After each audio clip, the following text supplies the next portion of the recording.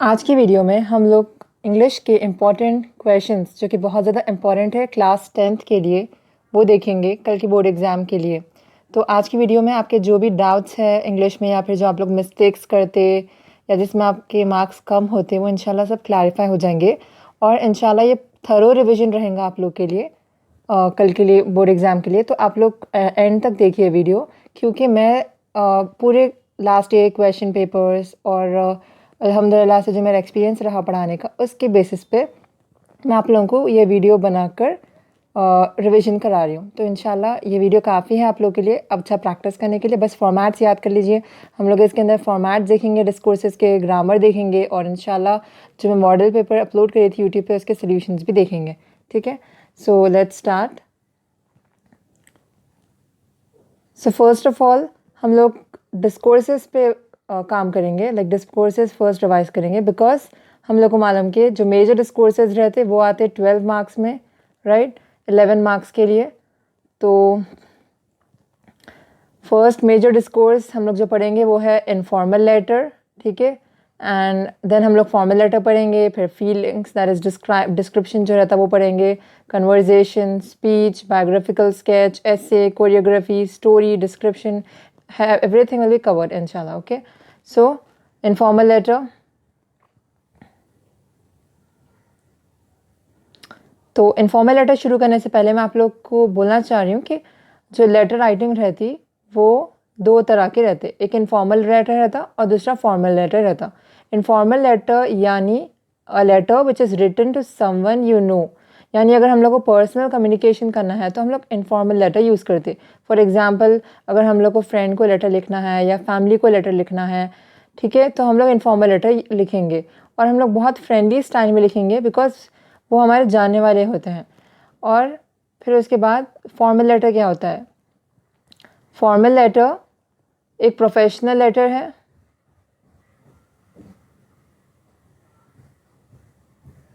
ठीक है। वो क्यों यूज़ करते हैं हम लोग उसको यूज़ करते हैं प्रोफेशनल कम्युनिकेशन करने के लिए। Example, letter to editor of newspaper या फिर लेटर टू प्रिंसिपल या फिर ऑर्डर लेटर या इंक्वायरी लेटर, ये सब लेटर्स जो भी इस तरह के होते हैं वो फॉर्मल लेटर में आते हैं। और हम लोग जो फॉर्मल लेटर रहता उसको फॉर्मल लैंग्वेज में लिखते। तो ज़्यादातर आपको मार्क्स किस बेसिस पे देते? जो आप लोग के टीचर्स करेक्शन करते लेटर में, वो सबसे पहले देखेंगे कि आपका फॉर्मेट सही है या नहीं है। यानी जो हर चीज़ लिखने का एक फ़ॉर्मेट रहता है, तो वो फॉर्मेट सही है या नहीं है जो आप लोग को बताऊंगी वो देखते हो लोग। फिर दूसरा वो लोग देखते कि आपका कंटेंट सही है या नहीं है। कंटेंट यानी आपकी रीजनिंग कितनी है, जो क्वेश्चन पूछा आप उसको किस तरह से प्रेजेंट कर रहे हैं, आपकी क्रिएटिविटी क्या है और आपकी सोच क्या है, आप आइडियाज़ आपके कैसा दे रहे हो, उसको हम लोग कंटेंट बोलते हैं। तो उस बेसिस पे भी आपके मार्क्स आते और फिर एक्सप्रेशन पे भी वो लोग उसके हिसाब से मार्क्स डालते। यानी आप स्पेलिंग मिस्टेक्स कर रहे क्या, आपकी ग्रामर कैसी है, आपकी वोकेबलरी कैसी है, आप कितना नीट हैंडराइटिंग में लिख रहे, आपका सेंटेंस स्ट्रक्चर कैसा है, ये सब 3 चीज़ों पे वो लोग मार्क्स देते, फॉर्मेट, कंटेंट और एक्सप्रेशन, ठीक है। तो अब हम देखेंगे जनरली जो मिस्टेक्स होते हैं वो कहाँ हमें अवॉइड करना है। तो सबसे पहले हमें मिस्टेक्स जो है स्पेलिंग्स एंड पंक्चुएशन में अवॉइड करना है, ठीक है, और वोकेबलरी में अवॉइड करना है। और लेंथ ऑफ द लेटर जो है, बात स्टूडेंट्स जो मैं देखी वो लोग क्या करते, सिर्फ 2 लाइन्स या 3 लाइन्स या सिर्फ एक छोटा सा पैराग्राफ लिख के लेटर को ख़त्म कर देते। वो गलत है, ठीक है। आपको एक अप्रोप्रिएट लेंथ मेंटेन करना चाहिए, 1 पेज या 1.5 पेज की, भी डिपेंड्स ऑन द क्वेश्चन, ठीक है।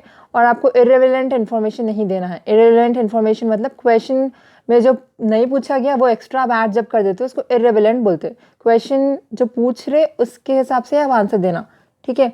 और स्ट्रक्चर यानी आप कैसी तरीके से आप अरेंज कर रहे वो जो भी चीज़ दी जाएंगी, ठीक है, कौन सा भी लेटर हो और कितनी नीट और टाइडी वर्क आप कर रहे, उसके बेसिस पे आप ये मिस्टेक्स अवॉइड करना, चाहे लेटर हो या कौन सा भी इंग्लिश का फॉर्मेट हो, आपका मैसेज, पोस्टर, इनविटेशन, एनीथिंग, ये चीज़ें आप ध्यान में रखिए कि हमें ये मिस्टेक्स नहीं करना है, ठीक है। और फिर हम लोग अब आते हैं फर्स्ट इनफॉर्मल लेटर के फॉर्मेट पे। सबसे पहले 12 मार्क्स के लिए जो है यहाँ पर हमारे पास है इनफॉर्मल लेटर, ठीक है। इनफॉर्मल लेटर जो है उसमें सबसे पहले हम लोग सेंडर्स एड्रेस लिखते, ठीक है। अब सेंडर्स एड्रेस क्या रहता, ऐसा एड्रेस, मतलब वो एड्रेस जो सेंडर भेजता, यानी जो लिखने वाला है, जो लेटर लिखता, जो उसका एड्रेस रहता, उसको हम लोग सेंडर्स एड्रेस बोलेंगे। तो ये लिखना क्यों ज़रूरी है, क्योंकि जिसको हम लोग लिख रहे उनको एड्रेस तो मालूम होना चाहिए ना, इसलिए हम लोग पहुंचाने के लिए लेटर, इसलिए हम लोग सेंडर्स एड्रेस लिखते। फिर उसके बाद एक लाइन छोड़ के हम लोग डेट लिखेंगे, फिर एक लाइन छोड़ के सैल्यूटेशन लिखेंगे। सैल्यूटेशन यानी डियर मॉम, डियर डैड, या फिर डियर सारा, जो भी आपकी फ्रेंड है वगैरह, ठीक है। फिर बॉडी ऑफ द लेटर में आप 3 पैराग्राफ्स में डिवाइड करके या 4 पैराग्राफ्स में डिवाइड करके लेटर लिखेंगे, और फिर आप लेटर को क्लोज कर देंगे। उसको हम लोग बोलते हैं कॉम्प्लीमेंट्री क्लोज, यानी hoping to meet you soon, या फिर take care, have a nice day, इसे हम कॉम्प्लीमेंट्री क्लोज बोलते हैं। और फिर सेंडर का फर्स्ट नेम लिखेंगे हम लोग, ठीक है। ऑलरेडी सेंडर का एड्रेस तो यहाँ पे लिख दे रहे, जब आप सेंडर्स का एड्रेस लिखते हैं आप नेम नहीं लिखना, और जब आप सेंडर्स फर्स्ट नेम लिखते हैं आपका फर्स्ट नेम लिखना बस, ठीक है। और इनफॉर्मल लेटर और फॉर्मल लेटर में डिफरेंस ये है कि फॉर्मल लेटर में हम लोग रिसीवर्स एड्रेस जो है नहीं लिखते, ठीक है। और इनफॉर्मल लेटर में हम लोग रिसीवर्स एड्रेस नहीं लिखते, ठीक है। और फॉर्मल लेटर में हम लोग दोनों भी लिखते, रिसीवर्स एड्रेस भी लिखते हैं और सेंडर्स एड्रेस भी लिखते हैं, लेकिन इनफॉर्मल में खाली सेंडर्स एड्रेस लिखते, ठीक है। और फॉर्मल लेटर क्या है, हम लोग वो भी देखेंगे। अब फॉर्मल लेटर हम लोग जैसे देखिए कि प्रोफेशनल कम्युनिकेशन के लिए यूज़ करते हैं हम लोग, ठीक है। तो फॉर्मल लेटर का फॉर्मेट देखने से पहले हम लोग इनफॉर्मल लेटर को डिटेल में देखेंगे, ठीक है। तो सबसे पहले इनफॉर्मल लेटर जो रहता, जैसा हम लोग देखें, सबसे पहले क्या रहता है इनफॉर्मल लेटर में, सेंडर्स एड्रेस रहता। तो सेंडर्स एड्रेस में आप खाली 3 लाइन्स का एड्रेस लिखेंगे। सबसे पहले आप लिखेंगे आपका फ्लैट नंबर, ठीक है, और या फिर हाउस नंबर, अगर आप हाउस में रहते तो हाउस नंबर, फ्लैट में रहते तो फ्लैट नंबर। फिर उसके बाजू, उसके नीचे आप लिखेंगे आपके एरिया का नाम, ठीक है। और थर्ड लाइन में आप लिखेंगे कौन से विलेज से बिलोंग करते, टाउन या सिटी से बिलोंग करते, ठीक है। कंट्री और स्टेट वगैरह लिखने की ज़रूरत नहीं है, ठीक है। ये 3 चीज़ें रहना सेंडर्स एड्रेस में। और पिन कोड भी रह सकता, लेकिन ये जो पिन कोड है यहाँ पर जगह नहीं थी, बल्कि मैं 4th लाइन में लिखी, लेकिन एक्चुअली पिन कोड भी 3rd लाइन में होना चाहिए, ठीक है। फिर उसके बाद आप लिखेंगे, जैसे हम लोग देखें, एक लाइन छोड़ के डेट, ये है फॉर्मेट। फिर सैल्यूटेशन है, सैल्यूटेशन में अगर फादर को लिख रहे तो डियर फादर, मदर को लिख रहे तो डियर मदर, सन को लिख रहे तो डियर सन, डॉटर को लिख रहे तो डियर डॉटर, एंड कोई आपकी जाने वालों को लिख रहे तो डियर अनीता, जो भी नाम है। उसके बाद नेक्स्ट लाइन में ही इमीडिएटली हम लोग क्या करेंगे, बॉडी ऑफ द लेटर लिखेंगे, ठीक है। तो ये जो बॉडी ऑफ द लेटर रहता, हम लोग फर्स्ट पैरा में क्या लिखेंगे, how have you been, how are you doing, how are you feeling, ऐसा लिखेंगे। फिर फर्स्ट पैराग्राफ एंड करने के बाद हम लोग सेकेंड पैराग्राफ में लिखेंगे जो मैटर, जो क्वेश्चन में पूछा गया उसके बारे में लिखेंगे, ठीक है। और फिर थर्ड पैराग्राफ में रहता आपको कंक्लूजन यानी अब वो आपका लेटर कैसा ख़त्म करते, क्या बोल के ख़त्म करते, उसको हम लोग बोलेंगे कंक्लूजन, ओके। तो जैसा example, I am looking forward to hear from you, या I am anxiously waiting for reply from you, ऐसा, ठीक है। और फिर हम लोग कॉम्प्लीमेंट्री क्लोज करेंगे, जैसे मैं आप लोग को बोली थी, see you soon, lots of love, best wishes, kind regards, ये सब क्या है, ये है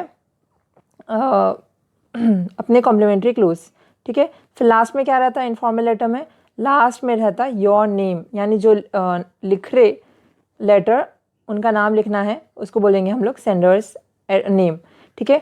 मैं जो है आप लोग के लिए जो आप लोग के मॉडल पेपर्स है और जो क्वेश्चन पेपर्स है उसमें से भी स्पेसिफिकली एग्जांपल्स चूज़ करके आज इंशाल्लाह आप लोगों को समझाऊंगी। तो इनफॉर्मल लेटर भी जो है एग्ज़ाम पेपर का ही जो क्वेश्चन पूछे थे वो लोग उसमें करेंगे हम लोग, ठीक है। तो आप लोग प्रैक्टिस पेपर 1 में एक क्वेश्चन था, आप लोगों को याद होगा, India is a land of unity in diversity, question number 11 था प्रैक्टिस पेपर 1 में 2022 के। Different regions observe variations in climate. The spoken language of one state is quite different from that of another. They wear different types of garments. They celebrate different festivals and perform varied religious rites. People belonging to diverse cultures belong to different religious faiths. In spite of these diversities, India feels a sense of unity and oneness among them. Now write a letter to your friend explaining how there is unity in India despite diversity, ठीक है। और वो ideas भी दे रहा है आपको question में, आप यूज़ कर सकते हैं वो आइडियाज़। क्या है वो क्वेश्चन आइडियाज़, एक मिनट,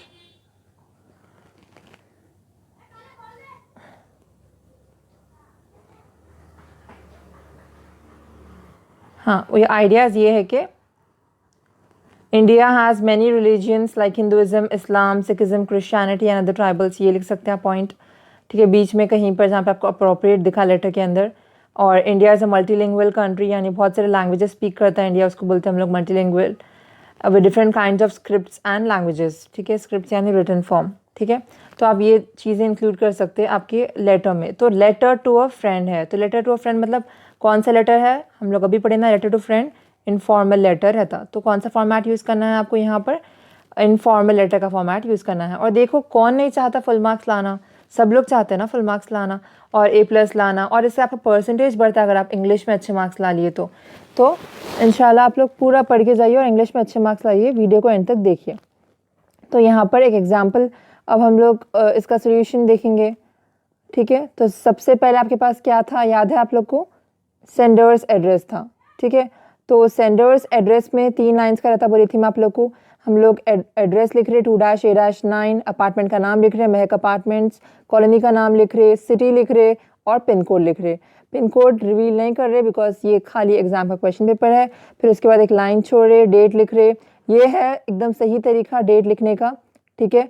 जो भी आपकी डेट रहेंगी 25 मई 2020, और आप लोग ऑब्जर्व कर रहे होंगे ना, मैं कॉमास भी नहीं डाली, ठीक है।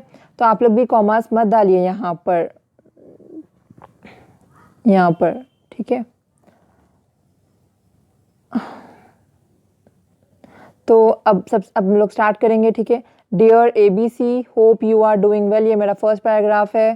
सेकेंड पैराग्राफ में मैं लिखूंगी, I am writing this letter to tell you about the culture of India, as you had mentioned in your letter earlier that you wanted to visit my country.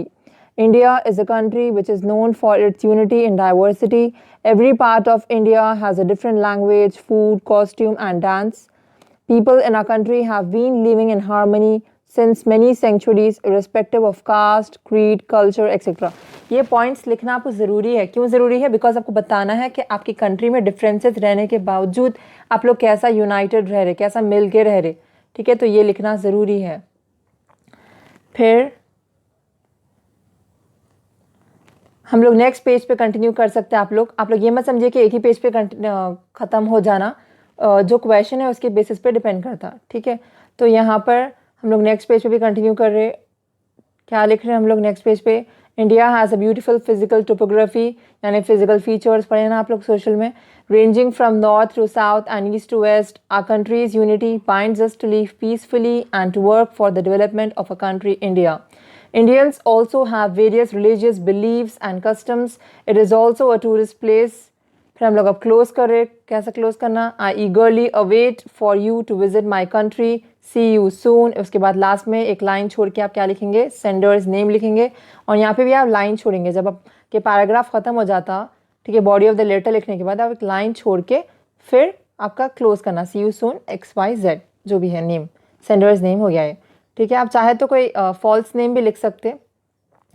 फिर आया फॉर्मल लेटर। तो formal letter का format जैसे मैं आप लोग को बोली थी, डिफरेंस ये है फॉर्मल और इनफॉर्मल में। आप लोग क्लोजली देखिए यहाँ पे, हम लोग जो फॉर्मल लेटर रहता उसके अंदर, एक मिनट, उसके अंदर हम लोग सेंडर्स एड्रेस लिखते हैं सबसे पहले, ठीक है। आप लोग देख रहे हैं ना यहाँ पे sender's address, for example flat का नाम हो गया 43Z- अशोक विहार, फिर सिटी का नाम लिख रहे हैं मथुरा, पिन कोड लिख दे रहे, फिर डेट लिखते हैं जैसा 11 अप्रैल 2019। आप कॉमा डालो या नहीं डालो आपकी मर्ज़ी है, ठीक है। लेकिन ये 2019 लोग लिखिए, लेकिन आप लोग कल की ही डेट लिखना, 25 मई 2022, ठीक है। और फिर एड्रेस ऑफ द एड्रेसी लिख रहे हैं हम लोग, एड्रेस ऑफ द एड्रेसी यानी रिसीवर्स एड्रेस। लेकिन मैं आप लोगों को बोली ना कि रिसीवर्स एड्रेस जो है इनफॉर्मल लेटर में नहीं लिखते, फॉर्मल लेटर में लिखते। तो हम लोग यहाँ पर फॉर्मल लेटर देख रहे हैं इसलिए रिसीवर्स एड्रेस भी आ जा रहा, ठीक है।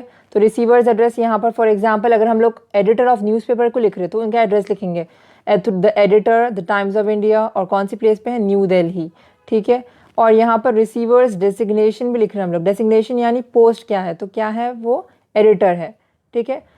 फिर हम लोग सैल्यूटेशन लिखेंगे, सैल्यूटेशन यानी सर। तो यहाँ पे आप लोग जब फॉर्मल लेटर लिखते हैं तो आप लोग डियर सर नहीं लिखना, ठीक है, रेस्पेक्ट से लिखना। तो या तो आप रेस्पेक्टेड सर लिख सकते हैं या फिर सिंपली सर लिख सकते हैं। उसके बाद आपको सब्जेक्ट लिखना पड़ेगा, सब्जेक्ट यानी क्या टॉपिक पे आप लिख रहे, ऑफिशियली, प्रोफेशनली आपके टॉपिक क्या कन्वे करना चाह रहे हैं वो आप सब्जेक्ट के अंदर लिखेंगे, ठीक है। फिर आपके पास है बॉडी, ठीक है। बॉडी के अंदर आप सबसे पहले इंट्रोडक्शन लिखेंगे, टॉपिक को कैसे इंट्रोड्यूस करना, फिर मेन कंटेंट क्या है, क्वेश्चन है जो पूछा जा रहा, फिर कंक्लूजन, एंडिंग करेंगे।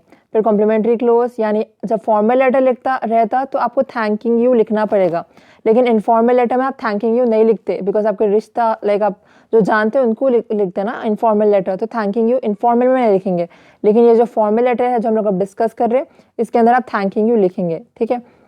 फिर उसके बाद आप लिखेंगे योर्स सिंसियरली, या फिर योर्स फेथफुली, या फिर योर्स ट्रूली, ठीक है। फिर आपका जो भी नाम है, और अगर आपका कोई डेजिग्नेशन है, ये सपोज आप हेड गर्ल है स्कूल के, तो और आपको लिखो लिखो लिखो बोल रहे, तो राघव हेड बॉय, या फिर अनीता हेड गर्ल, जो भी है, ठीक है।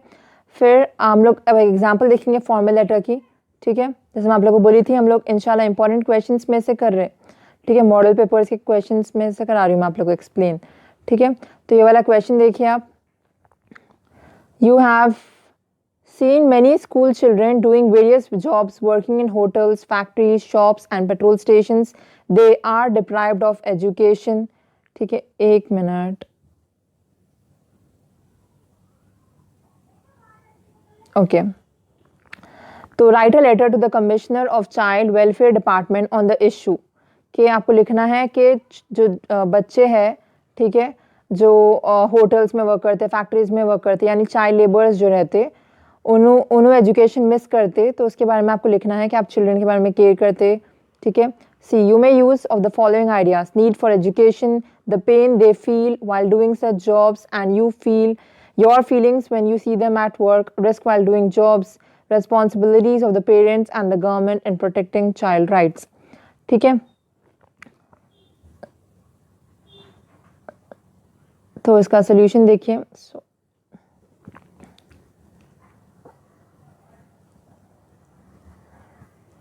सबसे पहले क्या लिखना है आपको, रिसीवर्स एड्रेस लिखना है, राइट। सेंडर्स एड्रेस लिखना है, राइट। सेंडर्स एड्रेस 3 लाइंस में लिख दे रहे हम लोग, जुबली हिल्स हैदराबाद, डेट 8 मार्च, ठीक है, 20XX, यानी आप पूरी डेट नहीं लिख रहे, ठीक है। उसके बाद आप क्या लिखते, टू लिख के, हाँ, सेंडर्स एड्रेस, फिर डेट, फिर to, that is receiver's address लिखना है ना आपको यहाँ पे, जो एड्रेस जिसको पहुँचेगा, ठीक है। तो यहाँ पर हम लोग भेज रहे कमिश्नर को, टू द कमिश्नर, बिकॉज यहाँ पे बोल रहे थे क्वेश्चन में कि write a letter to commissioner child welfare department Hyderabad. फिर आप सब्जेक्ट लिख रहे हैं, किस बेसिस पे लिख रहे हैं आप, सब्जेक्ट क्या है, सब्जेक्ट यानी आप जो टॉपिक बोलना चाह रहे तो वो टॉपिक आप सोच समझ के लिखना सब्जेक्ट के अंदर। तो क्या है आपका सब्जेक्ट यहाँ पे, चाइल्ड लेबर रिस्क रिस्पॉन्सिबिलिटीज़, ठीक है, रिक्वायरमेंट्स, ठीक है। तो यहाँ पर हम लोग लिखेंगे, sir I am writing this a letter to draw to your attention towards the children of the school age group in our city. Lately, on a larger scale, I have been witnessing many children being involved in various jobs instead of attending school. Every child born has a right to get educated. They are the ones of our future. ठीक है, यहाँ पर आप लिख सकते हैं children are the future of a country, कुछ भी लिख सकते हैं ऐसा, ठीक है, अपनी क्रिएटिविटी यूज़ करके। फिर they need education so they will make the country proud. Education will help them achieve great heights and their wisdom would be of great help to India. I feel my heart tearing apart whenever I see children being involved in various jobs like working in hotels, factories, shops and petrol stations. They have various reasons to do such work. At this rate, the risk of these children is quite high. They may be prone to slavery, यानी दूसरों के नीचे काम करना, excessive work, बहुत ज़्यादा work, extreme harm to mental and physical health, sexual or economical exploitation, etc. They are deprived of education. Their health is at stake.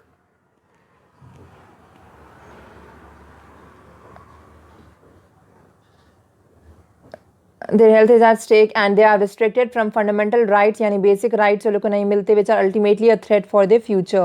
The government should take steps towards prohibition of child labor. देखो अब आप solutions लिख रहे, ठीक है, आप लोग देख रहे हैं यहाँ पे आप लोग solutions कैसे लिख रहे, तो कभी भी आप लोग जो है solutions लिखना, ठीक है, फॉर्मल लेटर के अंदर आपके solutions। तो यहाँ पे आप लोग लास्ट पैराग्राफ में solution ये लिख रहे कि देखिए यहाँ पे the government should take steps towards prohibition of child labour by offering free education to the children and by creating awareness among the parents and counselling them about the need of education for the children. The government should act swiftly in protecting child rights. I hope there would be some action taken against this growing concern. फिर thanking you, yours sincerely और आपका name. ठीक है.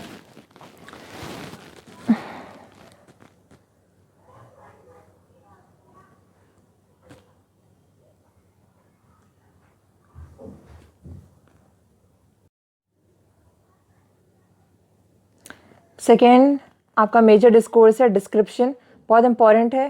Practice paper 1 और 2 दोनों में भी describe आया था. ठीक है, तो उसका मतलब यही है कि आप डिस्क्रिप्शन लिख रहे.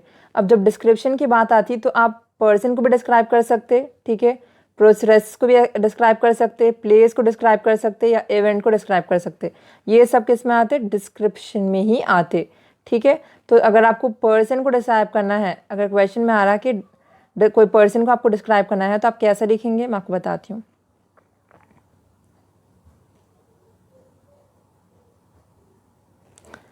Who, what, appearance. ठीक है, फिर अपीयरेंस में क्या आता? फेशियल फीचर्स कैसे, clothes, hair, height, build, status, achievements, character, contributions, impressions. ये सब आप एक पैराग्राफ में लिखेंगे. ठीक है, अगर पर्सन के बारे में डिस्क्राइब करना है. अगर आपको ऑब्जेक्ट के बारे में डिस्क्राइब करना है तो what is the object, where is the object, the physical properties of object, यानी उसका शेप क्या है, कलर क्या है और यूसेज क्या है. और अगर प्रोसेस को डिस्क्राइब करना है तो वो प्रोसेस है क्या, उसके अंदर क्या चीज़ें हैं और सीक्वेंस क्या है. ठीक है, फिर उसके बाद अगर आपको प्लेस डिस्क्राइब करना है तो कैसे डिस्क्राइब करेंगे? Place, location. ठीक है, आपका जो है लोकेशन, लोकेशन क्या है, एटमॉस्फेयर क्या है, साइट्स क्या है, यानी दिखने में कैसा है, कैसी है वो प्लेस, हिस्ट्री, इंपॉर्टेंस. फिर इसके बाद इवेंट्स. इवेंट्स यानी जो भी आप देख रहे. फॉर एग्जांपल आपका जो प्रैक्टिस पेपर 1 में जो एक लेसन है, ठीक है, आपका वो जो एक राइटर रहता, वो 2 बच्चों को देखता खेलते हुए. ठीक है, जमेशियन 2 बॉयज़ जो है खेलते रहते, तो उसको डिस्क्राइब करने का था. तो वो इवेंट जो था उसको हम लोग कैसे लिखेंगे? अगर वो पूछा तो format, what, where, details, central idea, order of events. आपको पहले क्या हुआ था, फिर कहाँ हुआ था, डिटेल्स क्या थे, आइडिया क्या है उसका मेन, और इवेंट्स ऑर्डर में लिखना. आप जब भी लिख रहे हैं वो है उसका मतलब ऑर्डर ऑफ इवेंट्स. ये नहीं है कि ऑर्डर ऑफ इवेंट्स लास्ट में आना. अब इवेंट्स ऑर्डर में लिखना, पहले क्या हुआ था फिर क्या हुआ था, वैसा. ठीक है, देखो यहाँ पे जो एक और एक क्वेश्चन यहाँ पे दे रहे एग्जाम्पल में. You have read the story the journey, write a descriptive paragraph about the feelings of the son during the journey from the village to bus stop. तो अब फॉर एग्जाम्पल मैं आपको पढ़ के दिखाती हूँ ये. ठीक है, the journey highlights the importance of human relations. ऐसा लिखना है आपको, डिस्क्राइब कर रहे हैं आप. In this story, the author is sharing the experience we had with his father during the walk from house to the bus stop. The journey begins with the father and a son walking as strangers on a narrow hilly road. Father was carrying a 20 kg trunk on his head, followed by his son with a tiny bag in his hand. Being an educated man and holding a white-collar job, the author was not used to physical labor. The author could not stop his father from carrying the luggage. Though journey, thoughts poured in author's mind. He felt that he should take back the luggage from his father, but his education stopped him from doing so. Moreover, he had a feeling that the world will laugh at him if he carries the luggage. However, he was of the view that his parents earned respect and reputation because of him. His father, who had provided him education, would never like to see him carrying the luggage. यानी ये जो lesson है the journey, हम लोग देखते हैं ना कि उनके फादर कैरी करते लगेज, तो लिखो बोल रहे, तो हम लोग डिस्क्राइब करके लिख रहे. ठीक है, तो however subsequently यानी उसके बाद क्या हुआ, अब ऐसे वर्ड्स यूज़ करना डिस्क्रिप्शन में. Subsequently, he realized that he was physically weak compared to his father as he stayed in hostel since his childhood. With these thoughts in mind, finally they reached the rank. In spite of feeling guilty, the author couldn't do anything for his father. यहाँ पे आप central idea describe कर रहे हैं, जो last में करना रहता है आपको डिस्क्रिप्शन के अंदर. ठीक है, इंपॉर्टेंट है, सेंट्रल आइडिया है ये, जो भी स्टोरी का रहेगा आपका. ठीक है, जो भी क्वेश्चन पूछ रहा है उसका सेंट्रल आइडिया लिखना ज़रूरी है, जैसे मैं आप लोगों को बोली. तो the journey can also be taken in a metaphorical perspective that highlights the comforts of son's life and the struggles of a father's life. ये चीज़ पे बात हो रही. ठीक है, कैसा सन को कंफर्ट लाइफ जी रहे और स्ट्रगल फादर कैसा कर रहे। ठीक है, अब आप क्वेश्चंस अगर आप लोगों को प्रैक्टिस करना है तो आप लोग ये 2 क्वेश्चंस पे कर सकते। ठीक है, ये वाला जो क्वेश्चन मैं बोल रही थी ना, ये प्रैक्टिस पेपर 2 में आया था आप लोग को, ये वाला क्वेश्चन प्रैक्टिस करिए आप लोग। ठीक है, हम लोग एक बायाजी का जो क्वेश्चन है और एक मॉडल पेपर में जो आया था वो डिस्कस करेंगे। ठीक है, देखिए, imagine you are among the guests who are invited to the house warming ceremony by Bayaji. ये कॉन्सेप्ट इंपॉर्टेंट है बायाजी का। ठीक है, आप लोग को मालूम होना चाहिए। और एक बात मैं बोलूँ कि मेजर डिस्कोर्स या माइनर डिस्कोर्स जो है वो लोग लेसन में से ही पूछते कॉन्सेप्ट। तो आप लोग अगर लेसन के स्टोरीज नहीं मालूम, पोएम्स नहीं मालूम टेक्स्ट बुक के, तो टेक्स्ट बुक के पहले लेसन और पोएम्स में आप लोग मालूम कर लीजिए क्या है टेक्स्ट बुक में लेसन, क्या है पोएम। अभी भी टाइम है आप लोग के पास, बहुत घंटे है एग्ज़ाम शुरू होने के लिए। ठीक है, कल 8:30 तक टाइम है आप लोग के पास, आप लोग कर सकते। तो अगर आप लोग स्टोरीज नहीं मालूम तो आप लोग पढ़ लीजिए, बिकॉज ये जो भी डिस्कोर्सेज आते ऐसे, स्पीच या फिर डिस्क्रिप्शन, कन्वर्जेशन, ये सब लेसन में से ही पूछते हो लोग। अगर आप लोग लेसन नहीं आएगा तो आप लोग क्या लिखेंगे। ठीक है, इसलिए बोल रही हूँ मैं आप लोग को। तो यहाँ पर एक फायर एक्सीडेंट होता है बायाजी के घर में, जब वो घर बिल्ड करता रहता हम लोग को मालूम। तो इसमें यहाँ पे लिखा हुआ है कि आपको एक गेस्ट है, आप वो सब देखिए और आपको आपका फीलिंग्स डिस्क्राइब करना है, यानी डिस्क्रिप्शन में ही आता हो। ठीक है, तो आप लिख रहे, ये कॉन्सेप्ट इंपॉर्टेंट है तो आप लोग सुन लाइक गौर से देखिए। द अनएक्सपेक्टेड इंसिडेंट, बल्कि आप लिख रहे जब आप लिखते फीलिंग्स। ठीक है, क्योंकि आप एक्सपेक्ट नहीं करते कि ये हो जाता। ठीक है, तो it was a clear day, our family was excited to attend the house warming ceremony of Bayaji. Everything was all set by the time we reach the venue. सब ठीक था आप जब तक नहीं पहुंचे। Many guests have already arrived and were exchanging pleasantries. A fine bundle was put up in front of the house. Well-known devotional singers like Kading, Goenkar Bua, Parasu Bua, Kalekar Bapu Master, Jija Bua and etc. आप 2-3 नाम लिख के बस कर सकते। ठीक है, अगर आप लोग को याद नहीं हो रहे तो नाम। All of us looked forward with delight to the forthcoming contest among the various troops. In the event, 4 petromax lights were hung in the 4 corners of the bundle. Bayaji seemed excited and he took the guests around the house to show them the conventional 3-portioned house he had built. ठीक है, फिर उसके बाद आप लिख रहे, the fresh color gave out a pleasant smell. The guests were fed with a meal of shira and puris. Along with the behalf, along with the betel nuts, items of gossip rolled over the lounges of guests, and then the session of social devotional songs began. Among the bhajan singers, Kalekar Bapu Master had a superior voice and Kadingur Bua was better at classical singing. Songs of devotion were sung in praise of Dr. Baba Saheb Ambedkar and Lord Buddha. As the program gathered momentum, people swayed their heads. यानी वो लोग बहुत ज़्यादा लोग बड़ाई कर रहे थे बायाजी के कि कैसा वो अपना घर बनाया, ये सब है। फिर second round of tea was being prepared. Suddenly the undreamed incident took place, जो कोई सोचे नहीं थे ख्वाबों ख्यालों में वो हुआ। Fire flared up from all sides and in no time the guest stood up swiftly and began to pull out the women who were screaming in great confusion. Bayaji ran around crying and entered the roaring flames, saying that the enemy had taken revenge on him. He pulled the pitchers, hurled them down, and just as he was about to come down, the strails tumbled down in flames. जो सीढ़ियाँ हैं वो भी आग में डूब गए. All of us shouted at Bayaji to quickly jump down. He ran around like a trapped creature. Some of the guests pulled up water from a nearby well to put out the dreadful fire, but it could not be easily contained. तो आप as a guest जो आप witness करें उनकी house warming ceremony में, वो आप लिखिए इसके अंदर। ये है अपना डिस्क्रिप्शन। ठीक है, और थोड़ा है आप लोग देख लीजिए। The upper story crash down along with Bayaji, giving him a resounding thud. बहुत ज़ोर से आवाज़ आई यानी। Bayaji was burnt all over and he was wailing, रो रहा था वो। His children encircled him and cried their hearts out. Bayaji asked for water all the time and was in a great agony.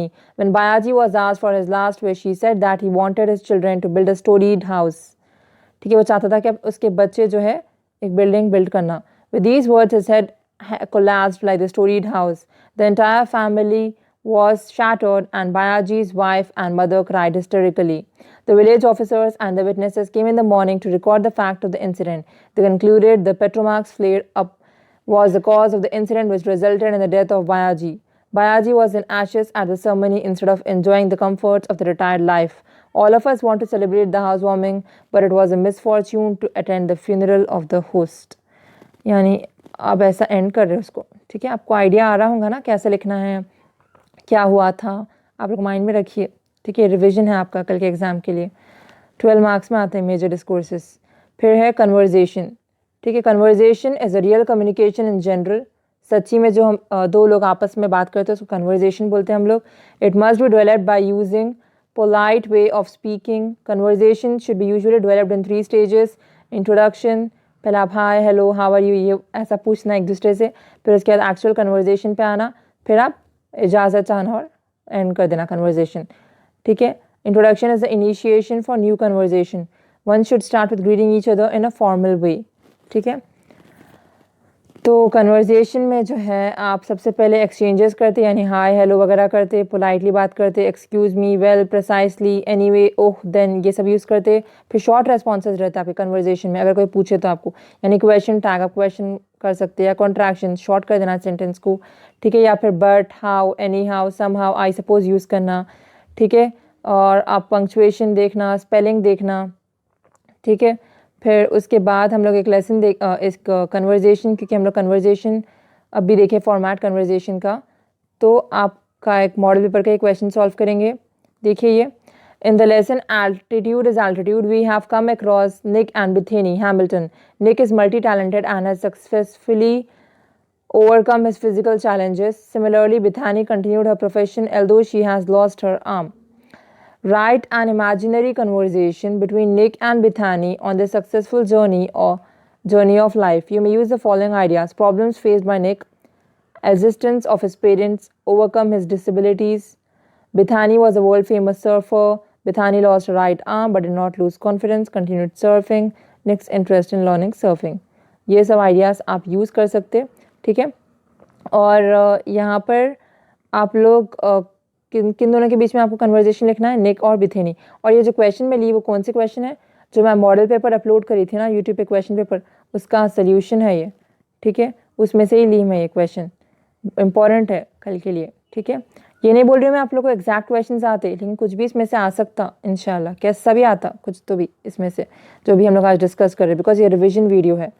तो आप लिखेंगे आंसर में निक, ऐसा लिखते कन्वर्जेशन, निक हाय बिथेनी, फिर बिथेनी हाय निक गुड टू सी यू, यानी निक हाय बोल रहे फिर बिथेनी हाय बोल रहे, बोले कि कन्वर्जेशन है। आप देखिए ऐसे ही लिखना है आप लोग को, ठीक है।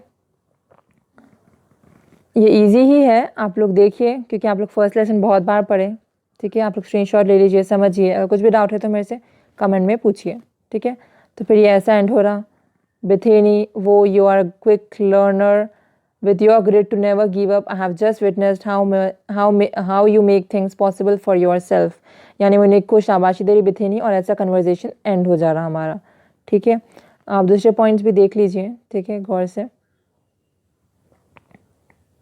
फिर है हम लोग की स्पीच, ठीक है। ये भी मेजर डिस्कोर्स में आता। स्पीच में जो है आपकी टाइटल रहती, ठीक है, आपकी ओपनिंग लाइन रहती, यानी सैल्यूटेशन बोलते हैं आप या इंट्रोडक्शन बोलते। आप लोग सब स्पीच दिए ही होंगे ना स्टेज पे या फिर असेंबली में आपके, ठीक है। इलेक्शंस में जब हेड बॉय हेड गर्ल या फिर जो भी कैप्टन्स के होते, या फिर नॉर्मली आप लोग कॉम्पिटिशन्स बहुत होते हैं ना स्कूल में, तो आप लोग को प्रैक्टिस होंगी। तो कैसा रहता है लेआउट स्पीच का, आपके पास हेडिंग रहती, ठीक है। फिर आपके पास सैल्यूटेशन है, यानी आप ग्रीट करना, गुड मॉर्निंग एवरीवन, फिर इंट्रोडक्शन, फिर बॉडी, फिर कंक्लूड कर देना। बहुत ईजी है स्पीच, हेडिंग, सैल्यूटेशन यानी ग्रीटिंग, इंट्रोडक्शन, बॉडी, कंक्लूजन। ये पूरे फॉर्मेट्स आपको याद रहना लिखने के लिए, ताकि तभी आपको मार्क्स मिल सकते हैं ना। तो स्पीच में हम लोग देख लिए ऑलरेडी क्या क्या है, ठीक है। तो आप ये थोड़े क्वेश्चंस प्रैक्टिस कर सकते हैं स्पीच के लिए। Draft a speech on education of girl for women empowerment, ठीक है। मैं आप लोग को एक स्पीच जो है importance of games and students in education today वो पढ़ के सुनाऊंगी, ठीक है। ये हेडिंग लिखना है, ऐसा आप लोग देखिए। फिर उसके बाद honourable headmaster, respected teachers and my dear friends, ये जो है आपका सैल्यूटेशन है, ठीक है। आप इंट्रोड्यूस कर रहे सबको, ठीक है, रिस्पेक्ट से हेलो हाय बोल रहे, उसका मतलब है salutation. I wish you all a very good morning, it is a pleasure to share my ideas with you on the occasion of sports day of a school. Sports and education complement each other. There is a need to encourage sporting talent and to create awareness among people about the importance of sports. फिर इसके बाद sports not only teaches team spirit but also the value of discipline. ठीक है, but it is as it's ill luck would have if there are some schools without any playgrounds. आजकल जो भी schools build हो रहे वो playground से बगैर रह रहे, वो बता रहे हैं आप. ठीक है, I earnestly request the government to provide opportunities for the students to learn and practice games and sports which have become very important. ठीक है, I thank you all for giving me this opportunity. ठीक है, ऐसा and कर देना आप. Thank you आपका last रहता स्पीच के अंदर. ठीक है, सैल्यूटेशन रहेगा, फिर अनाउंसमेंट आपका टॉपिक का, फिर प्रेजेंटेशन, फिर सम अप कर देते कंक्लूजन और थैंक यू. याद रखिए ये स्पीच का फॉर्मेट है आपका. ठीक है, आप लोग स्क्रीनशॉट से लेके याद कर लीजिए, लिख लीजिए, पढ़ लीजिए. फिर है आपका ऐसे, क्योंकि हम स्पीच क्या है ओरल बोलते हैं हम लोग, और ऐसे क्या है हम लोग रिटन बोलते हैं. एक टॉपिक दोनों के लिए भी आप प्रैक्टिस कर सकते हैं, सेम टॉपिक स्पीच और ऐसे के लिए. तो यहाँ पर ऐसे में आपके पास हेडिंग रहती, इंट्रोडक्शन रहता, बॉडी रहता 3 पैराग्राफ्स का, कंक्लूजन में आप एक अच्छी अप्रोप्रिएट एंडिंग देना, आपका सोल्यूशन पॉइंट आउट करना और आपकी ओन आइडिया बोलना. ठीक है, यानी own reflection.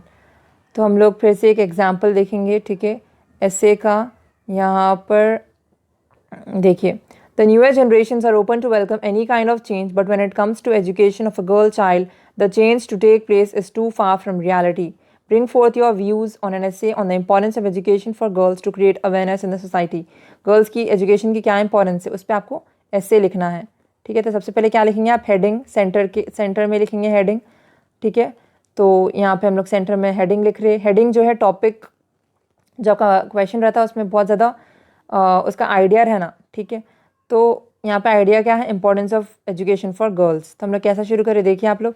Education enriches an individual by developing knowledge and skill. आप लोग को रटने की ज़रूरत नहीं है, आप लोग बस समझ के लिख लिए तो आसान रहता आप लोग के लिए बहुत. ठीक है, बट फॉर्मेट्स याद करना पड़ेगा आप लोगों को. ठीक है, बट फॉर्मेट्स भी याद करना ईजी है. One who equips themselves with education are capable to make decisions in a meaningful way. The fundamental right to education is not only for boys but also for girls. Education for girls is an aspect that has been emphasized all around the world from quite a long time. Girls who receive education read not to depend on anyone and they can earn their own livelihood which helps them to raise their families. It is disheartening to see girls deprived from education. Okay. As a parent and the society think that girls are meant to be between 4 walls and to become housewives. The major hope in a family is women. So educating a girl child will improve society and the girl educates the entire family. ठीक है, आप इसमें इसके बीच में slogans भी use कर सकते हैं. स्लोगन्स बहुत अट्रैक्टिव दिखते. ठीक है, There are a lot of advantages involved in educating a girl. An educated girl can play an important role in the development of the country. She can serve as writer, teacher, advocate, doctor, engineer, scientist, etc. She can be a helping hand in the family. As a middle class families find it difficult to meet their requirements after marriage, also she can add her support to her husband in bringing down the burden through her earnings. ये सब आपको लिखना है. ठीक है, देखो आप अपनी जो है आप अगेंस्ट नहीं बोल सकते. जो भी टॉपिक देंगे आपको क्वेश्चन में आप उसके फॉर्म में ही बोलना. ठीक है, आप लोग अगर एग्री नहीं भी करते तो आप उसके फॉर्म में ही बोलना, यानी वही टॉपिक पे लिखना, अगेंस्ट नहीं लिखना. ठीक है, तो ऐसा आप एंड कर देंगे फिर उसके बाद. ठीक है, क्योंकि टाइम कम है और मुझे अपलोड करना है वीडियो और बहुत सारी चीज़ें बाकी है, तो मैं थोड़ी चीज़ें आपको बस ऐसा ओवरव्यू दिखा लेती हूँ, आप लोग समझ जाइए और स्क्रीनशॉट ले लीजिए. ठीक है, क्योंकि मैं नहीं चाहती कि वीडियो में कोई भी चीज़ मिस हो. ठीक है, तो फिर आपके पास बायोग्राफिकल स्केच है. क्वेश्चंस आते बायोग्राफिकल स्केच पे भी. Biographical sketch is a biography, it is a description of a person's life. ठीक है, जो भी वो लोग लाइफ में पूरा करे उसको बोलते हैं हम लोग बायोग्राफिकल स्केच. क्या क्या इंक्लूड रहते हैं उसमें, name of the person, occupation और profession, date of birth, place of birth, parents, education, marriage और family, contribution to his field, achievement of award, death. So पूरा नाम से ले लेके पूरा डेथ तक उनका जो भी था वो रहता आपके बायोग्राफिकल स्केच में. ठीक है, यूजुअली इंपॉर्टेंट पर्सन्स के लिए, पब्लिक फिगर्स के लिए लिखते हैं हम लोग बायोग्राफिकल स्केच. ठीक है, तो यहाँ पर जो है आपको है use the information given below and complete the biographical sketch. आपको कन्वर्जेशन के फॉर्म में दिया हुआ है. ठीक है, क्वेश्चन, आप वो कन्वर्जेशन के फॉर्म को किस में लिख रहे, आप वो कन्वर्जेशन के फॉर्म को आप ये बायोग्राफिकल स्केच में लिख रहे. और कुछ भी नहीं रहता, बहुत आसान रहता. आप बस जैसा आप नॉर्मली इससे कैसे लिखते पैराग्राफ्स के अंदर 3 पैराग्राफ्स में डिवाइड करके, वैसे ही लिखते. ठीक है, तो आप हेडिंग लिख दे रहे PT Usha the queen of Indian track and field athlete, इसके बारे में लिखना है ना। देखो सेम कॉपी कर रहा है ideas. PT Usha who is the queen of Indian track and final athlete was born on 27 जून 1964। सिर्फ आपको वॉज इज एंड ऐसे वर्ड्स ज्वाइन करके लिखना है।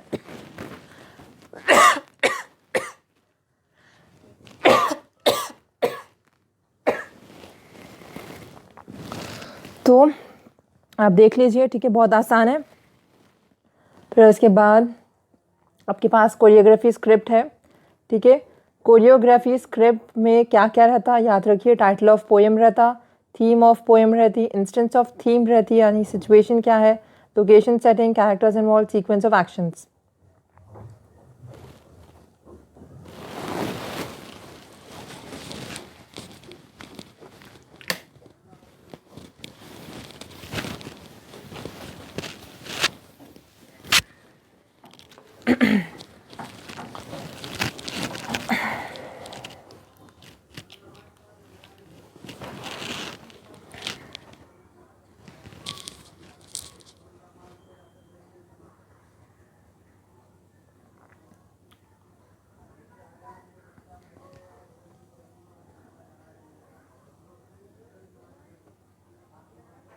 ठीक है, क्वेश्चन देखेंगे हम लोग कोरियोग्राफी स्क्रिप्ट के बेसिस पे।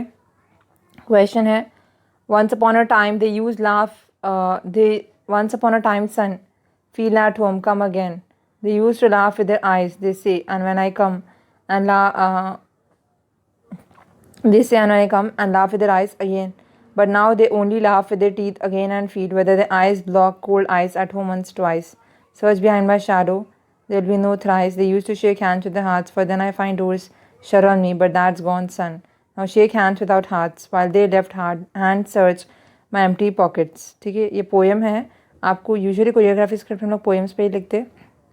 डिटेल्स ये इंक्लूड करना है, title, theme, instance, character, sequence of action, stage, settings and directions. ठीक है, यानी अगर स्टेज पे परफॉर्म करते हैं ना तो आपको वो रिटन फॉर्म में लिखना है, उसको बोलते हैं हम लोग कोरियोग्राफी स्क्रिप्ट, जो भी हो रहा पोएम के अंदर। ठीक है, तो सबसे पहले टाइटल लिखना है आपको। ठीक है, तो यहाँ पे देखिए question, title once upon a time, अभी हम लोग क्वेश्चन देख लिया, अब उसका आंसर देख रहे हैं हम लोग। टाइटल लिखे, फिर theme of the poem, disapproval of unusual life of people. ठीक है, आप डिसअप्रूव कर रहे हैं अनयूजुअल लाइफ ऑफ पीपल को। Instances of poem, in olden days people use to laugh with their hearts nowadays the people pretend to laugh while their eyes being eyes blocked cold eyes now they shake hands without hearts।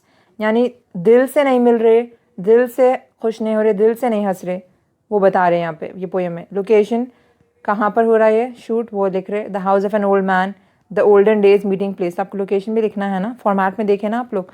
Characters, कौन कौन involve है ये show करने के लिए, तो father, sun,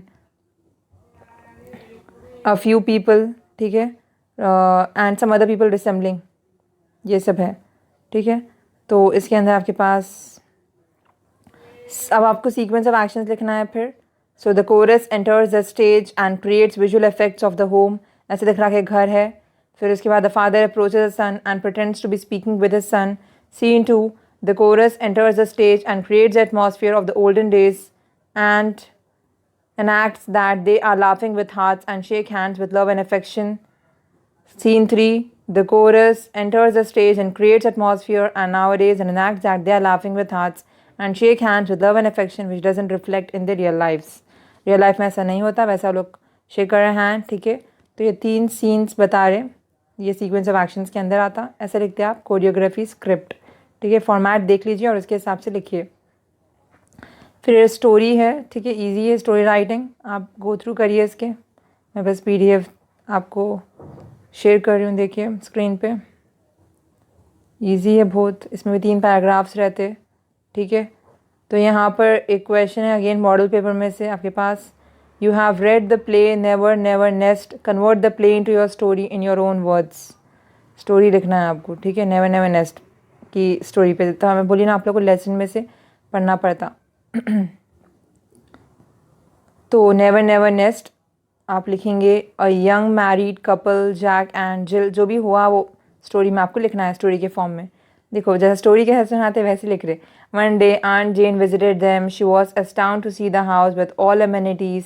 She wondered how the couple managed to rent the house with all comforts such as radio, car and refrigerator. Though Jack's salary was not that high, लिखिए आप लोग यहाँ पे अगर लिख रहे तो. She started to worry if she had given the couple 2,000 pounds instead of 200 pounds as wedding present. If not, how did the couple manage to buy all these things?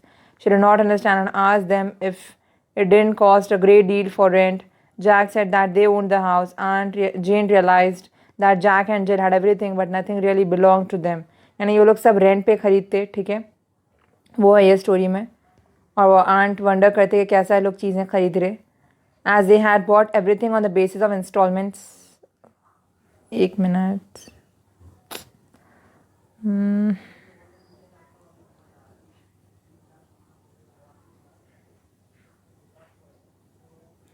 ठीक है, इंस्टॉलमेंट्स पे लोग खरीदते थे सब, ठीक है, ये लेसन के अंदर. Monthly. The steering wheel and one of the tyres and about 2 of the cylinders had been placed on the car. ठीक है. only one leg of the sofa that Aunt Jane sat on belonged to them. सिर्फ एक सोफे का जो है leg वालों को बिलोंग करता वो है, ऐसे लिखा हुआ है. ठीक है. फिर all these installments came to £7, 8 and 8 pence a week, whereas Jack was earning only £6 a week and Jill was a homemaker. ठीक है. जिल जॉब नहीं करते थे, फिर भी वो लोग क्या सब कैसा था और लोग कैसा पे करते थे होंगे और उनकी सैलरी बहुत कम थी, वैसा है ये स्टोरी में. ठीक है, आप लोग गो थ्रू करिए. फिर finally Jack escorted Aunt Jane to the bus stop and in the meantime Jill addresses the check given by her aunt to Mr. Martin. On returning home, Jack expressed to use that check to clear 2 months' installments on the car. But Jill said that she had sent the check to Dr. Martin. Jack said that it was to waste good money on doctor as they don't expect to get paid. Jill became emotional as she said that by paying the money to Dr. Martin, the baby would become completely theirs. ठीक है. तो फिर major discourses ख़त्म हो गया है हम लोग के. ठीक है, थैंकफुली, थैंक गॉड. हम लोग माइनर डिस्कोर्सेस देखेंगे जो 8 मार्क्स में आता है आप लोग को. Covid pattern question paper of English exam, board exam. ठीक है. तो यहाँ पर जो है आपके पास माइनर डिस्कोर्सेस में हम लोग पोस्टर देखेंगे. ठीक है. डायरी एंट्री देखेंगे, नोट्स टेस्ट देखेंगे, इनविटेशन कार्ड देखेंगे, प्रोफाइल देखेंगे और मैसेज देखेंगे. हम लोग सब कवर करें, आप देखिए वीडियो स्क्रॉल करके, मतलब. ठीक है. इसके बाद पोस्टर में सबसे पहले आपके पास याद रखिए आप ऑडियंस को माइंड में रखते हुए पोस्टर बनाना. ठीक है. जो आपके ऑडियंस है उनके हिसाब से क्रिएटिविटी करना. आप कलर पेंसिल्स कैरी करिए. मेरा सजेशन है अगर पोस्टर आप बना रहे तो 4 कलर्स यूज़ करिए, स्लोगन्स यूज़ करिए, 2 इमेजेस यूज़ करिए. ठीक है. फिर आप डिटेल्स लिखेंगे, डेट, टाइम, वेन्यू. टाइटल कैची रहना आपका, हेडिंग, फ्रेजेस यूज़ करना, प्रिसाइज रहना, टू द पॉइंट रहना पोस्टर में. सेंटेंसेस के फॉर्म में नहीं लिखना पोस्टर. ठीक है. जस्ट स्लोगन्स लिखना. देखो, name of the issuing authority, organisation, heading, a catchy title, draw attractive and appropriate pictures, concern, theme or the subject to make the poster. The theme should be clear and precise through pleasing words or slogans. Essential details like time, venue and date in case of an event. ठीक है. Example देखिए, donate करना है तो ये आप example लिख सकते, राइट. स्लोगन बता रहे आप, क्या था स्लोगन यहाँ पे, donate your things to the needy. ये भी कलरफुल पैटर्न में बता रहे. अब इसको कलर कर दिए तो और ब्यूटी बढ़ जाती. ठीक है. और आप यहाँ पर जो है चीज़ें बता रहे क्या है आपके डोनेशंस. ठीक है. और उसके बाद हम लोग यहाँ पे क्वेश्चन है, polio camp for the children of the age group 0 to 5 years is going to be held in your locality on 24 January 2019. आपको पोस्टर प्रिपेयर करना है तो आप लोग प्रैक्टिस करिए ऐसा. उसके अंदर पिक्चर्स रहना, कैची हेडिंग रहना, स्लोगन्स रहना और कौन अथॉरिटी इशू कर रहे हो वो भी रहना. ठीक है. और एक एग्जाम्पल देती हूँ मैं आप लोगों को पोस्टर का. देखिए, ये क्वेश्चन था कि प्लास्टिक जो है हार्म करता, उसको रिड्यूस करना है. आइडियाज़ भी दिए वो लोग क्वेश्चन में, आपको बनाना है. तो देखिए ये poster, reduce, reuse, recycle, recovery आप बना सकते हैं. स्लोगन्स, प्लास्टिक वेस्ट नहीं करना, हड्डियाँ ड्रॉ कर सकते, हेल्थ इज़ वेल्थ, डॉक्टर्स का स्टेथोस्कोप ड्रॉ कर सकते, replace plastic bags with paper bags. ठीक है, ऐसा बना सकते. Store food in non plastic containers, stop purchasing bottle water, start carrying on shopping bags. देख रहे हैं ना आप, सेंटेंसेस नहीं यूज़ कर रहे हैं हम लोग. With the help of pictures, with the help of catchy titles describe कर रहे हैं. और जो इशूइंग अथॉरिटी है सृजन हेल्थ क्लब सेक्रेटरी, वो भी लिख रहे हैं हम लोग. ठीक है. फिर उसके बाद आता डायरी एंट्री. डायरी एंट्री बहुत ईजी है, हम लोग को मालूम है. डायरी एंट्री में डेट और टाइम लिखते हैं हम लोग और फिर जो भी डे में होता है वो लिखते. ठीक है. और इसके बाद आपकी नेम लिख देते हैं आप. ठीक है. तो यहाँ पर क्वेश्चन है, you have read the lesson my childhood, in the lesson you have read that Kalam's teacher humiliated him by making him sit on the last bench, imagine you are Kalam, ठीक है, and write a diary entry when the incident took place, imagine that you, okay, तो आपको diary entry लिखना है अब्दुल कलाम के बारे में जब उनके टीचर ने उनको ह्यूमिलिएट करे थे। तो ये भी इंपॉर्टेंट कॉन्सेप्ट है, आप लोग देखिए, बहुत इंपॉर्टेंट है। टुडे आई हैव सबसे पहले आप डेट लिख रहे, फिर टाइम लिख रहे, फिर योर डायरी लिख रहे, और फिर आपका जो इवेंट था वो लिख रहे। Today I have experience something bad at school, as usual I had gone to school, a new teacher came to our class and I am ordered by him to sit on the back bench, I was deeply shaken on hearing those word from new teacher, I couldn't help but sit at the back bench, ठीक है, I was deeply shaken on hearing those words from new teacher, or observed that my friend Ramananda Sastry looked very sad when I was shifting. I felt humiliated for making me sit on the last bench and separating my friend from me. We were never taught to observe social inequality and religious differences among us. We were always proud of our friendship and we accept religious differences among us. I want someone again to talk to that teacher and settle the issue. I hope such situations would never happen in my life again. And name लिख रहे हैं आप last में, कलाम। ये है आपका format. फिर notice है, नोटिस तो सबको मालूम है, आप लोग बचपन से पढ़ रहे, बस देख लीजिए। टाइटल ऑफ नोटिस, नोटिस रहना सबसे पहले कैपिटल्स में, इंस्टीट्यूशन रहना, फिर नोटिस आप बोल्ड में लिखेंगे, फिर टाइटल लिखेंगे, रिलेवेंट कंटेंट रहना, what, when, where, additional details, फिर name of the issuing authority रहना, यहाँ पे भी उनका डेसिग्नेशन रहना, और डेट भी रहना, ठीक है, लेफ्ट पे देख रहे हैं आप लोग। फिर फॉर एग्जांपल ये नोटिस का एग्जांपल है, आप लोग सबको आता, तो मैं नहीं बोल रही हूँ, बस शेयर कर रही हूँ, देखिए आप। फिर इन्विटेशन मालूम है आप लोग को, इन्विटेशन सबको आते, इन्विटेशन कार्ड्स, राइट। तो कैसा रहता वो, वही सब आपको माइंड में रखते हुए लिखना है। क्या क्या रहता है इसके अंदर, आपको एक बॉक्स में लिखना है इन्विटेशन कार्ड, आपको इन्विटेशन कैपिटल्स में लिखना है, टॉप पे इवेंट लिखना, टाइम लिखना, वेन्यू लिखना, और बॉर्डर डिज़ाइन करना बहुत ब्यूटीफुली, और एक सूटेबल पिक्चर ड्रॉ करना अगर आप कर सकते तो, और इन्वाइटर का नाम भी लिखना, ठीक है। तो यहाँ पे क्वेश्चन है, यू आर श्रुति या फिर Shohrat, the cultural captain of Patrick high school Warangal, your school is organising a cultural programme to raise funds for the victims of floods, draft a notice for your school notice board, ठीक है। Sorry, ये notice के लिए था, और एक invitation card के लिए उसके नीचे वाला क्वेश्चन है, देखिए। Suppose you are planning to conduct investiture ceremony in your school, design an invitation card as a principal, develop the necessary details, ठीक है। तो ये देखिए इन्विटेशन कार्ड आपका, स्कूल का नाम saint Joseph schools high school Khairatabad, we the staff and students take the privilege in cordially inviting your gracious presence on the occasion of school investiture ceremony, ठीक है। और कौन कौन इन्वाइटेड है वो सब लिख रहा है, 1 to 10 देख रहा है ना, date time venue, all are welcome by principal staff and students, और ये आप एक बॉक्स में ड्रॉ कर रहे हैं, देख रहे हैं ना आप, बॉक्स में ड्रॉ करना इन्विटेशन भी। फिर प्रोफाइल है लास्ट, माइनर डिस्कोर्स, यही है प्रोफाइल, ठीक है। उसके बाद हम लोग जो मॉडल पेपर है वो डिस्कस करेंगे। तो प्रोफाइल के अंदर आपके पास है पर्सनल क्वालिटीज़, क्वालिफिकेशन, ठीक है, फिर आपके स्किल्स क्या है, आपका एक्सपीरियंस क्या है, फिर आपका ब्रीफ डिस्क्रिप्शन क्या है। प्रोफाइल इज़ नथिंग बट किसी के बारे में इंफॉर्मेशन, उसको हम लोग बोलते हैं प्रोफाइल, ठीक है। फॉर एग्जाम्पल आपका एक क्वेश्चन है, देखिए, read the following information about the famous Indian American business executive Pichai Sundararajan, points to be cover, details of the person, ठीक है। आपको ये पढ़ के write a short profile of Sundar Pichai in a paragraph based on the above information, पढ़ के लिख रहे हैं आप, देखिए।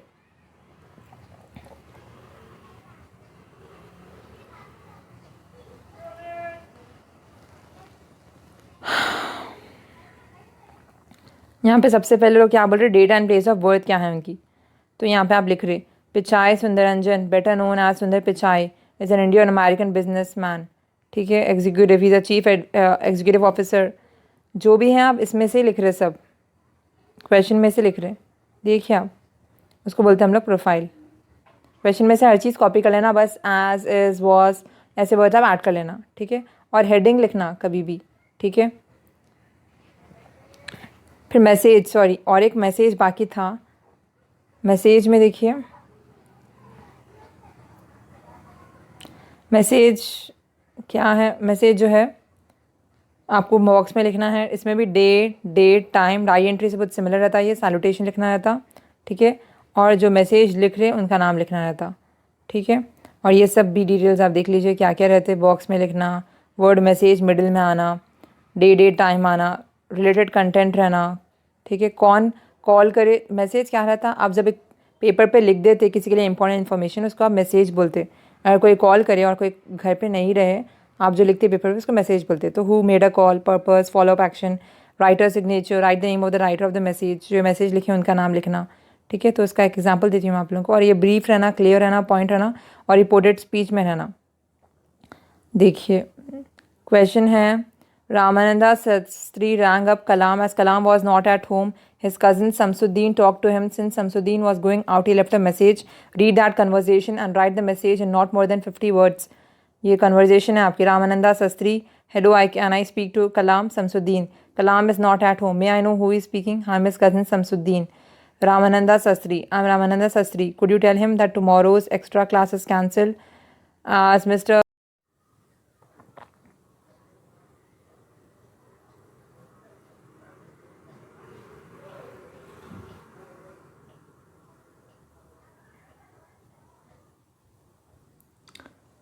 Then and see, I told you that I'll discuss about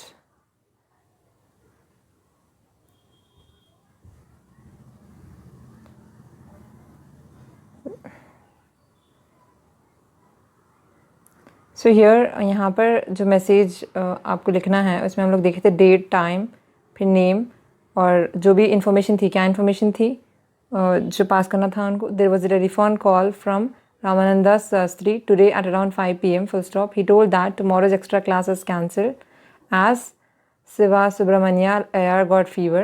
He also told you to carry the science notebook for submission on Monday. Samsuddin name. तो ये है फॉर्मेट मैसेज का, आपको लिखना है। ठीक है, कन्वर्जेशन को हम लोग मैसेज में कन्वर्ट कर दिए।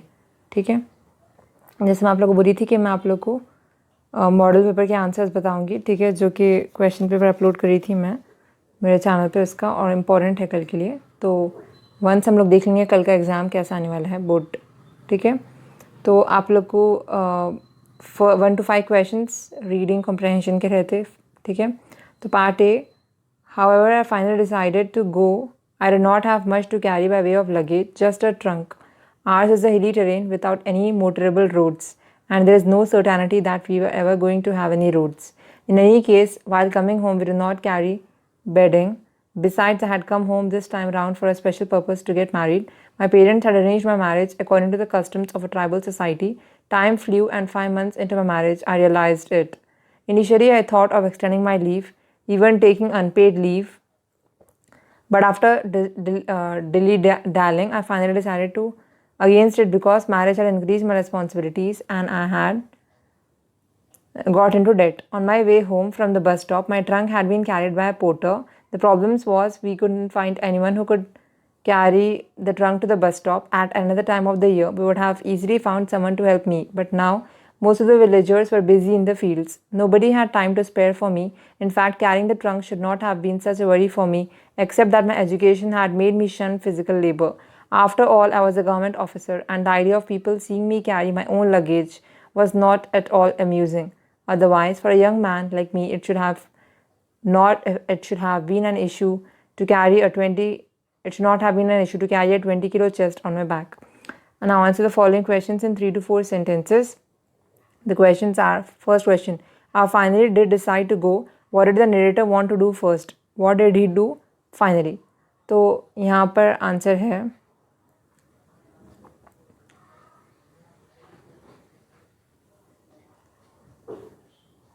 The narrator first decided to extend his leave, हम लोग देखें ना पैसेज में, and was even willing to take an unpaid leave. It was because he could not leave his newlywed life and go to a far-off place. He finally decided against staying back, which he thought, after some daily dallying, he decided to get back to his work because marriage had increased his responsibilities and he had got into debt. मतलब आपको passage में से मिल जा रहा है answers. ठीक है, फिर सेकेंड क्वेश्चन है, Time flew. What did this mean to the narrator? How did he feel in the end? So, answer. For the narrator, time flew means that his vacation of 6 months had completed in no time. He had spent long time at home, but that seems very less for the narrator, and he is lethargic, means he does not have any energy to join his duties. In the end, he had no option other than deciding against his wish to stay back with his newlywed wife. Third question. What problem did the narrator face? So, The problem that the narrator faced was to find someone who could help him to carry his trunk to the bus stop. कोई नहीं थे trunk carry करने के लिए bus stop पे. On his way to the village, a porter had carried the luggage. Now he did not find anyone to carry his luggage to the bus stop. He would have easily found someone any other time, but now the workers were busy in the fields. Okay, villagers were busy in the fields. Fourth question. How did the narrator's job change his behavior? So, for the narrator, to carry a trunk should not be a worry, but it was his education which made him shut physical labor. He thought that being a government officer, if people saw him carrying his own luggage, would not at all be amusing. It should not be a problem for a young man like him to carry a 20-kilo chest on his back, but because of the job he holds, he restrained himself from doing so with too much unnecessary thinking. Fifth question. From his long and first-hand experience in India, A. Smith says that the civilization of India has many features. Fifth question is, do you think status is more important than values? Explain. तो I'll write for it. आपको आपका suggestion देना है कि status important है या values important है. तो I don't think status is more important than values. It is because there is nothing wrong in doing one's own duties instead of depending on others. मतलब अपना काम खुद ही करने में कोई हर्ज नहीं है. आप कितने भी बड़े हो जाओ, ठीक है, पोजीशन में. There is no shame to feel for as you are doing your own things just like any other human does and it is nothing different. ऐसा लिखना है आपको, ठीक है. फिर सेकेंड वाला जो पैसेज है वो ये है. It is true that superficial observers are likely to be bewildered by the astonishing variety of Indian life. They fail to discover one in many, the individual in the aggregate, the simple in the composite. ये paragraph है, उसमें से आपको questions ढूंढ के लिखना है. बहुत ईजी है, आपको मिल जाएंगे क्वेश्चंस, ठीक है. ये है questions. How does Indian life style influence the observers, how can you understand Indian culture in a better way. आप लोग ढूंढ लीजिए पैराग्राफ में से, यहाँ पर है.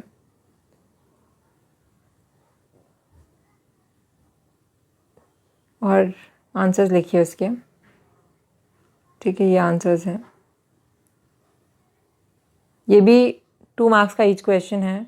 5 क्वेश्चन है 6 to 10 में, तो टोटली 10 मार्क्स, ठीक है. 6 to 10 क्वेश्चंस. फिर है 11th क्वेश्चन. तो हम लोग जो है 11th क्वेश्चन 12th क्वेश्चन में से 12th क्वेश्चन कर चुके, राइट, अभी डिस्कोर्सेस में. 11th क्वेश्चन हम लोग देखेंगे, ठीक है. और फिर पार्ट भी सॉल्व करेंगे. पार्ट भी ग्रामर का रहता. तो यहाँ पर जो क्वेश्चन है वो देखिए आप लोग. ऑलरेडी हम लोग कन्वर्जेशन कर लिए, लेकिन आप लोग वंस गो थ्रू हो जाइए. ये कन्वर्जेशन है between Nick and Bethany on the successful journey of life. You may use the following ideas. ये भी हम लोग कर लिए, राइट, क्वेश्चन. तो आंसर्स देख लीजिए आप लोग बस. कन्वर्जेशन है, निक बिथानी, ये सेम क्वेश्चन करें हम लोग डिस्कोर्सेस में, राइट. सो आप वंस गो थ्रू हो जाइए, ठीक है. कैसा कन्वर्जेशन का फॉर्मेट चूज़ कर रहे हैं यहाँ पे हम लोग.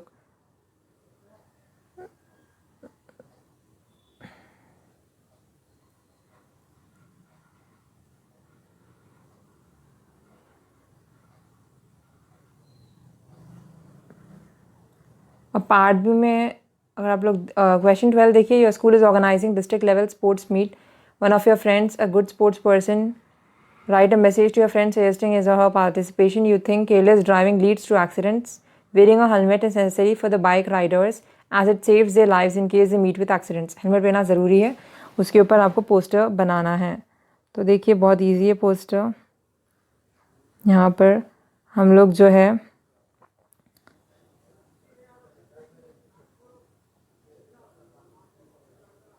पोस्टर बना रहे, ठीक है. Safety first, may does not matter to you if you die, think of your family, wear helmet to save कर योर लाइफ. देन किस कौन इशू कर रहा है? Issue by the ministry of road transport and highway. वो लिखना must है, ठीक है. कौन इशू कर रहे? अक्सर बच्चे ये लिखना भूल जाते.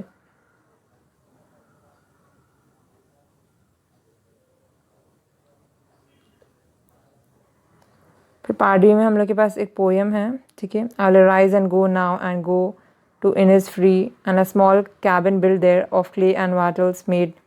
तो यहाँ पर भी आपको आंसर्स लिखना है, ठीक है, पोएम में से ढूंढ के. ये भी 5 1 5 मार्क्स का है, ठीक है. 13 to 17 क्वेश्चंस, फिर 18 to 22 भी 5 मार्क्स के हैं।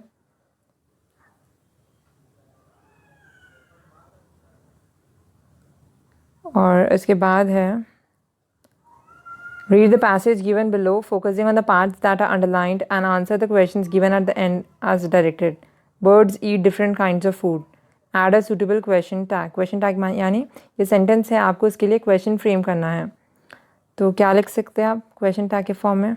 यहाँ पर डोंट दे ऐड करना है, मतलब ये सेम सेंटेंस लिखेंगे, birds eat different kinds of food, don't they, ये लिखना है आप लोग को, क्वेश्चन मार्क डालना। ठीक है, ये मेरा आंसर है। सेकेंड 24th क्वेश्चन क्या है? Rewrite the sentence using not only but also. 24th वाला not only but also use करना है आपको, ऐड करना है।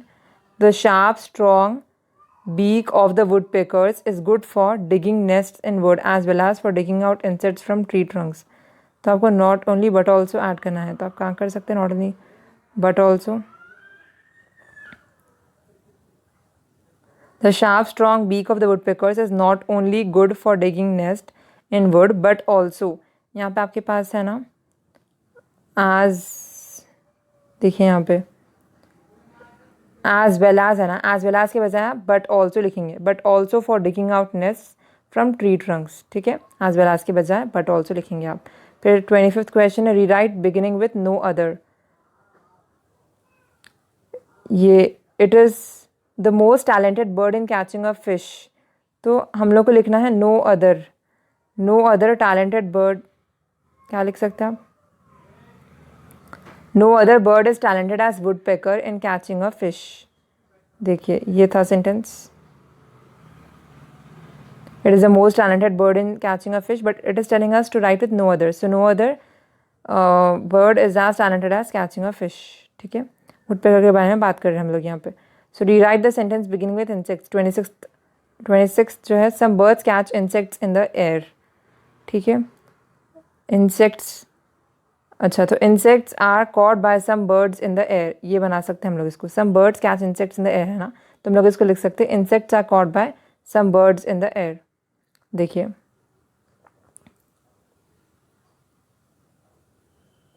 या insects are caught in the air by some birds, ये भी लिख सकते हैं हम लोग। ठीक है, फिर 27th question combine the two sentences using which। 27th one scavengers need bills, they can tear meat with them। तो we can write scavengers need bills which they can। ठीक है, स्मॉल टी बन जाएगा ये और फुल स्टॉप हट जाएगा, ये ऐड करना है आपको यहाँ पे। ठीक है, फिर और आंसर्स देखो, ये जो हम बोलिए ना आप लोग आंसर्स, इसमें है ये क्वेश्चंस, आप लोग देखिए ये आंसर्स, पैसेज के आंसर्स है ये। ठीक है, फिर 28 to 32 question complete the passage choosing the right word from these given below. Each blank is numbered and for each blank 4 choices A, B, C, D are given. Choose the correct answer from the choices and write A, B, C, D in your answer। तो यहाँ पर 28th question है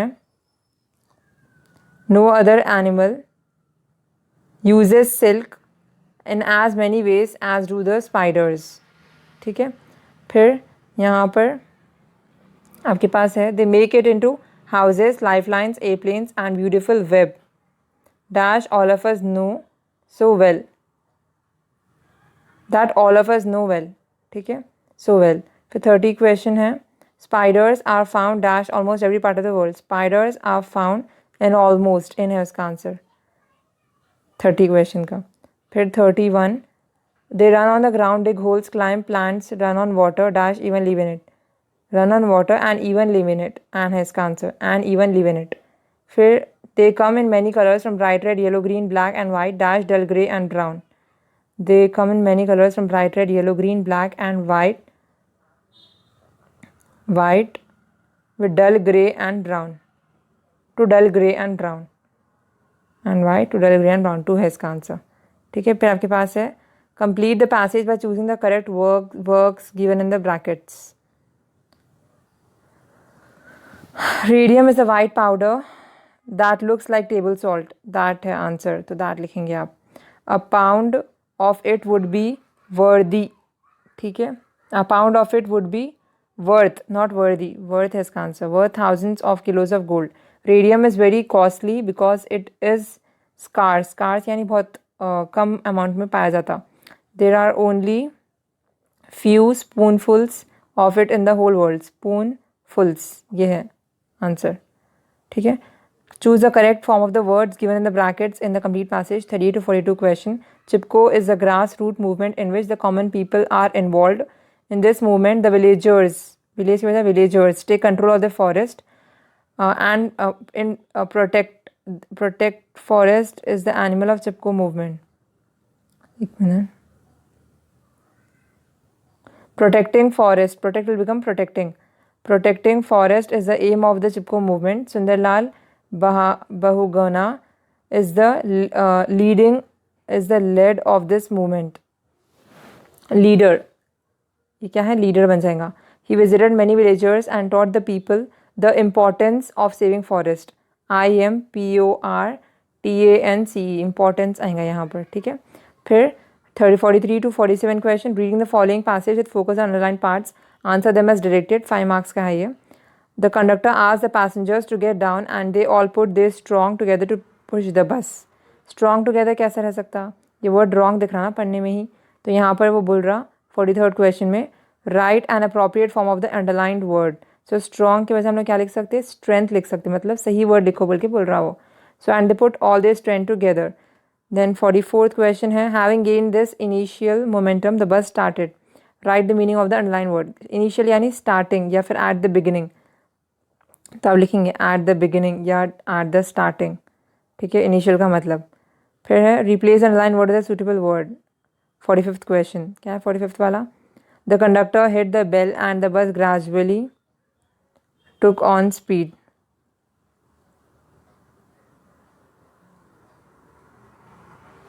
Please underline word with a suitable one.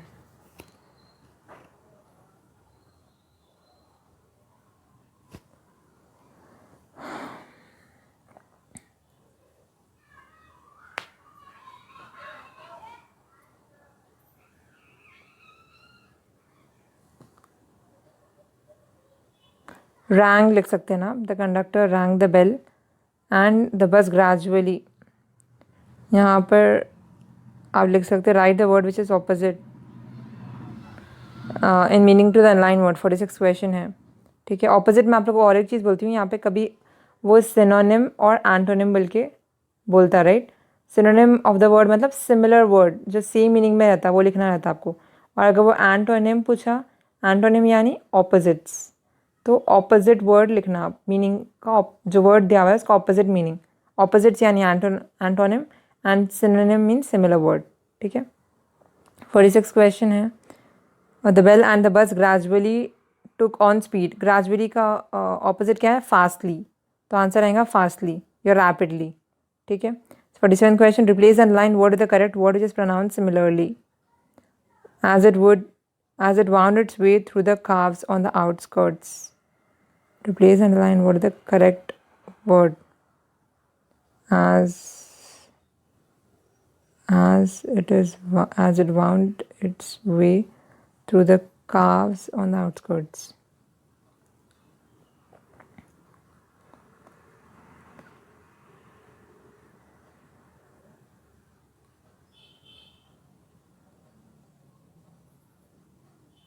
आप लोग text book में से है ना आप लोग के?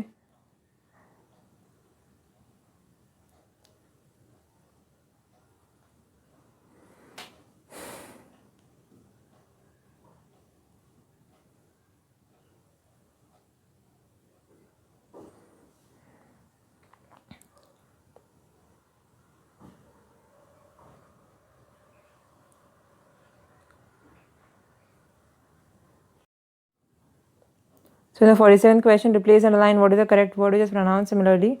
Instead of calves we can write curves. ठीक है. curves. ठीक है. इसको बोलते curves. तो ये जो outskirts है वहाँ पे curves थे. ठीक है. So this finishes the model paper question paper.